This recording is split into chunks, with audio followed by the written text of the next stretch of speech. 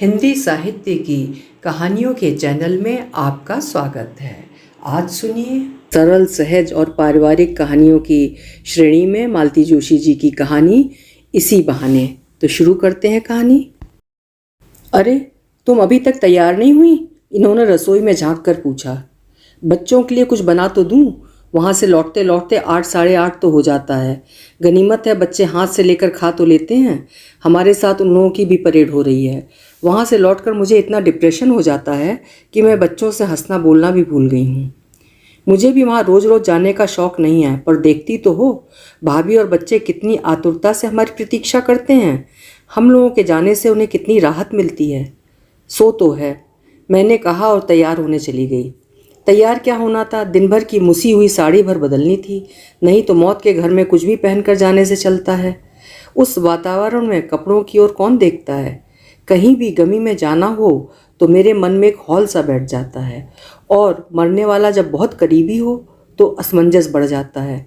न घर में रहते बनता है, न जाने के लिए पाँव उठते हैं। हरीश भाई साहब कहने को तो इनके दोस्त थे, पर दोनों में भाइयों का सा प्रगाढ़ स्नेह था। इतने दिनों में ममता से भी मेरा बहनापा हो गया था, इसलिए रोज़ जाना जरूरी हो गया था। रास्ते में हमने सब्जी खरीदी, दूध और ब्रेड के पैकेट्स खरीदे, जुकाम, खांसी और पेट दर्द की दवाइयाँ खरीदी। घर चाहे मृत्यु का हो, पर चाय पानी खाना पीना तो होता ही है। उसी के साथ छोटी मोटी शिकायतें भी चली आती हैं। वो हार्ट अटैक एक आंधी की तरह आया और घर की छत उड़ा ले गया था।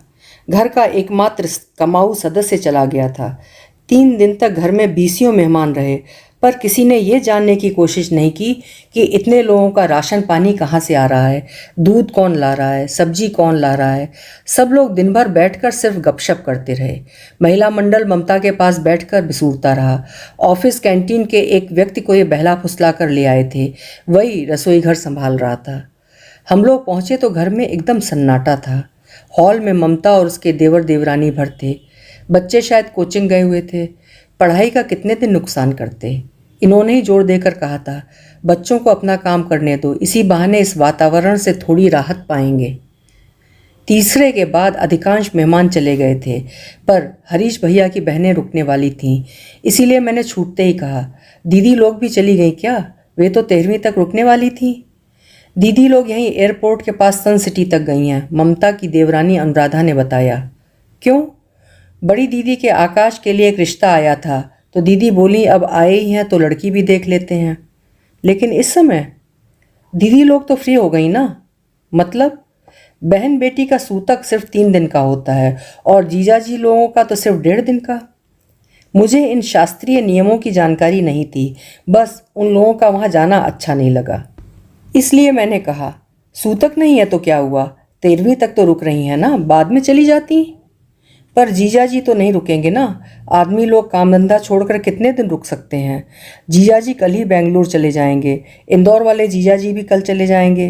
वे कार लेकर आए हैं, तो छोटी दीदी बोली कि लड़की वालों के यहाँ तांगा रिक्शे से जाना अच्छा नहीं लगता, कार में जाने से रौब पड़ता है। इसके बाद मैं कुछ नहीं बोली। एक आध बार ममता की ओर जरूर देख लिया था। वह रोज की तरह निस्पंद चुपचाप बैठी थी। उस बेचारी की तो दुनिया ही उजड़ गई थी। पहाड़ सी जिंदगी और बच्चों का भविष्य उसके सामने था। उसे इस सन सिटी वाले रिश्ते में क्या दिलचस्पी होती। कोई 2 घंटे बैठने के बाद हम लोग उठे। दरवाजे पर ही उन लोगों से मुलाकात हो गई। ये क्या, हम लोग आए और तुम लोग चल दिए? छोटी दीदी बोली। हम लोग काफ़ी देर से आए हुए थे, मैंने रुखाई से कहा। हाँ, हम लोगों को थोड़ी देर हो गई, बड़ी दीदी बोली। एक तो वो जगह काफ़ी दूर है, और उन लोगों ने जल्दी उठने ही नहीं दिया। इतनी आओ भगत की कि क्या बताएं। ये तो पूछ लो कि गए कहाँ थे। छोटी दीदी का उत्साह जैसे छलक पड़ रहा था। वो सब कुछ बताने के लिए उतावली हो रही थी, बस चाहती थी कि हम एक बार पूछ तो लें। मैंने दुष्टता से उनके उत्साह पर पानी फेर दिया। अनुराधा ने बताया था, मैंने सपाट स्वर में कहा। जब पता है देवी तो ये पूछ लो कि लड़की कैसी है। छोटी दीदी ने ताना दिया। कैसी है? एकदम ब्यूटी क्वीन है। दीदी के पूरे खानदान में इतनी सुंदर बहू अभी तक नहीं आई है। मैंने तो कहा था लगे हाथ शगुन भी कर डालो। ऐसे कैसे शगुन कर दें, एक बार आकाश लड़की देख तो ले, बड़ी दीदी बोली। वो देखते ही हाँ कर देगा, शर्त ले लो। छोटी दीदी के उत्साह का अंत नहीं था। लौटते समय मैंने इनसे कहा, छोटे भाई की असमय मृत्यु के शोक से दोनों बहनें इतनी जल्दी उबर जाएंगी ये सोचा नहीं था। दे आर वेरी प्रैक्टिकल, इन्होंने कहा। इसे प्रैक्टिकल होना नहीं, असंवेदनशील होना कहते हैं। बेंगलुरु कोई अमेरिका है कि आप दोबारा नहीं आ सकते? हर काम का एक समय होता है। एक बात कहूँ, ये बोले, लड़की पता नहीं कैसी है, पर लगता है पार्टी बहुत तगड़ी है। बंगले का, गाड़ियों का, स्वागत सत्कार का वर्णन सुना था ना? सब तामझाम देखकर इन लोगों के मुंह में पानी आ गया होगा। ऐसी मोटी मछली कोई छोड़ता है भला? तर्क शायद इनका ठीक ही था, पर मुझे अच्छा नहीं लगा। मन बड़ा खराब हो गया। फिर तेरहीं भी आ पहुंची। घर में फिर से भीड़ भाड़ हो गई। दोनों पक्षों के रिश्तेदारों से घर भर गया। उस दिन मैं मेहमानों के हुजूम में परिचित चेहरे तलाशने की कोशिश कर रही थी कि एक सुदर्शन नौजवान ने आकर मेरे पैर छू लिए। खुश रहो बेटा, पर मैं तुम्हें पहचान नहीं पाई। अरे ये आकाश है, बड़ी दीदी ने बताया। फिर फुसफुसा कर बोली, मैंने इसे बुला लिया था, इसी बहाने लड़की भी देख लेगा। हाँ, इससे अच्छा बहाना और क्या हो सकता है? वही तो, दीदी ने मेरे व्यंग की धज्जियां उड़ाते हुए कहा। ममता भी खुश हो जाएगी कि मामा का लाडला तेरहीं पर आ गया। ममता के पास खुश होने के लिए और कुछ बचा ही नहीं है सिवाय इसके। 15वें दिन भजन संध्या का आयोजन था। मैंने राहत की सांस लेते हुए कहा, बस इसके बाद रोज रोज जाने की ज़रूरत नहीं होगी ना? मुझे तो जाना पड़ेगा। भाभी की पेंशन का काम करवाना है, अनुकंपा नियुक्ति की अर्जी लगवानी है।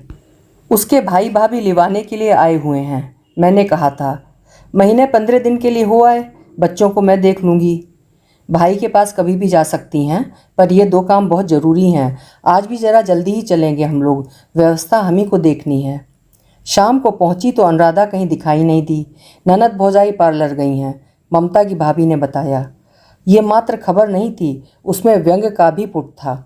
बेचारी अनुराधा 15 दिन बाद घर से निकली थी तो उस क्षण को सार्थक कर रही थी। भजन संध्या के लिए एक मंडली बुलाई गई थी।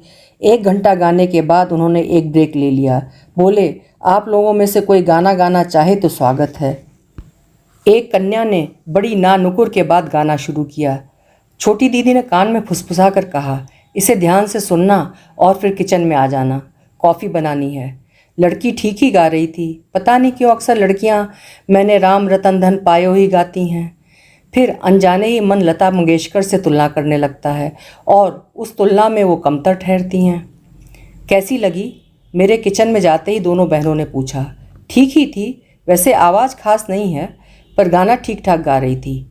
पागल, छोटी दीदी चहकी, तुमसे गाने की समीक्षा करने के लिए किसने कहा था? लड़की कैसी लगी? अब मेरी ट्यूब जली। क्या ये वही लड़की है? हाँ, बड़ी दीदी ने कहा।